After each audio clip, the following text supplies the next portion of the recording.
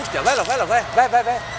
Allora, prima, invece della prossima barzelletta, visto, guarda scoiattoli che ci sono qua, vi ho scoiato. Allora, non racconto più la barzelletta, però arriverà un video bellissimo, vergognosissimo, perché il mio operatore, cioè quello che mi sta operando in questo momento, io non so se è un ammaestratore o cosa, ha un contatto con gli scoiattoli che è una robe vergognosissime. Vedrete, con questa vi saluto, alla prossima. Ciao, ciao, ciao.